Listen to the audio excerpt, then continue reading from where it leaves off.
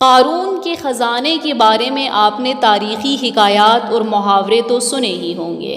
یہ وہی شخص ہے جس کا ذکر اللہ نے قرآن مجید میں کیا ہے۔ قارون کا قصہ اسرائیلی اور اسلامی دونوں طرح کی روایات میں ملتا ہے۔ یہ بنی اسرائیل کا وہ امیر ترین شخص تھا جس کے خزانے کی کنجیاں اونٹوں پر لادی جاتی تھی اور ہر کنجی چمڑے کی بنی ہوئی ہوتی تھی۔ تاریخ انسانی میں قارون سے زیادہ دولت تو شاید کسی شخص کو عطا نہیں کی گئی تھی۔ قارون حضرت موسیٰ علیہ السلام کے چچا یسوع کا بیٹا تھا۔ وہ نہایت ہی حسین اور خوبصورت آدمی تھا۔ یہی وجہ تھی کہ بنی اسرائیل اور قبطی لوگ اسے منور کہا کرتے تھے۔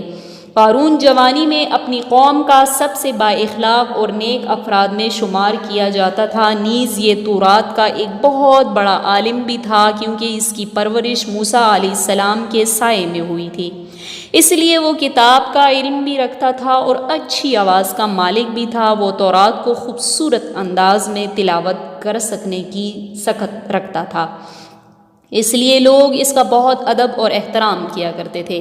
قارون ابتدا میں حضرت موسیٰ علیہ السلام پر ایمان لایا، اور جب بنی اسرائیل کو قبطیوں کی غلامی سے نجات ملی تو ان کے ساتھ مصر کو چھوڑ کر سرزمین موعود کی طرف ہجرت کر گیا۔ وہاں اس کے حالات ایک دم سے بدل گئے اور اس کے ہاتھ میں بے شمار دولت آئی۔ دیکھتے ہی دیکھتے وہ اپنی قوم کا امیر ترین شخص بن گیا، جس کا ذکر قرآن میں یوں کیا گیا ہے: بے شک قارون موسیٰ علیہ السلام کی قوم سے تھا، پھر اس نے قوم پر زیادتی کی اور ہم نے اس کو اتنے خزانے دیے جن کی کنجیاں اٹھانا ایک طاقتور جماعت پر بھاری تھی۔ ایک جگہ فرمایا، وہ اسے اس کی قوم نے کہا کہ اس کو اس کی قوم نے کہا، اتراؤ مت، بے شک اللہ اترانے والوں کو پسند نہیں کرتا، اور جو مال تجھے اللہ نے دیا ہے اس کے ذریعے آخرت کا گھر طلب کر اور دنیا سے اپنا حصہ نہ بول، اور احسان کر جیسا اللہ نے تجھ پر احسان کیا ہے، اور زمین میں فساد نہ کر، بے شک اللہ تعالیٰ فسادیوں کو پسند نہیں کرتا۔ جب زکوٰۃ کا حکم ہوا اور حضرت موسیٰ علیہ السلام نے اس سے عہد لیا تو اس نے وعدہ کیا تھا کہ اپنے مال کا 1000واں حصہ زکوٰۃ نکالوں گا۔ جب اس نے اپنے مال کا حساب لگا لیا تو ایک بہت بڑی رقم زکوٰۃ کی تھی، لہٰذا حرص اور لالچ نے اس کے دل میں جگہ کر لی اور وہ منکر ہو گیا زکوٰۃ کا۔ اس نے چال چلی، اس نے بنی اسرائیل میں سے ایک گروہ کو جو اس کے حمایتی تھے جمع کیا اور کہا، اے بنی اسرائیل، موسیٰ نے ہمیں بہت سارے امور کا حکم دیا ہے جس پر تم لوگوں نے اس کی پیروی کی ہے، اب وہ تم سے تمہارا مال بھی لینا چاہتا ہے۔ فلاں فاحشہ عورت کو لے کر آؤ تاکہ اسے پیسے دے کر موسیٰ کو بدکار ثابت کیا جائے۔ قارون نے اپنی قوم کے لوگوں کو جمع کیا اور موسیٰ علیہ السلام سے پوچھا کہ زنا کی کیا سزا ہے؟ حضرت موسیٰ علیہ السلام نے کہا، جو بھی زنا کرے حالانکہ اس کی بیوی بھی ہو تو اسے سنسار کیا جائے گا یہاں تک کہ زنا کرنے والا مر جائے۔ قارون نے موسیٰ سے کہا، حتیٰ کہ یہ کام آپ نے ہی انجام دیا ہو، یعنی کہ یہ کام اگر نبی کرے تو اس کی بھی یہ سزا ہے؟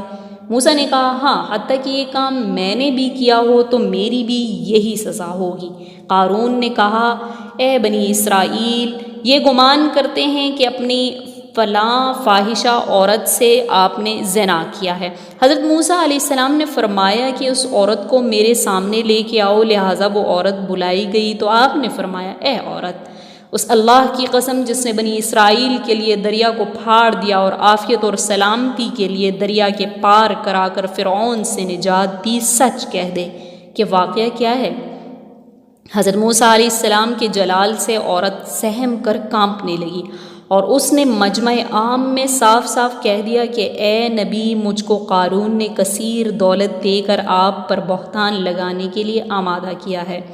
اس وقت موسیٰ علیہ السلام یہ بات سن کر بہت غم زدہ ہوئے، وہ آپ دیدہ ہو گئے، سجدہ شکر میں گر پڑے اور بحالت سجدہ آپ نے یہ دعا مانگی کہ یا اللہ، قارون پر اپنا غضب نازل فرما۔ لہٰذا تمام لوگ قارون سے جدا ہو گئے۔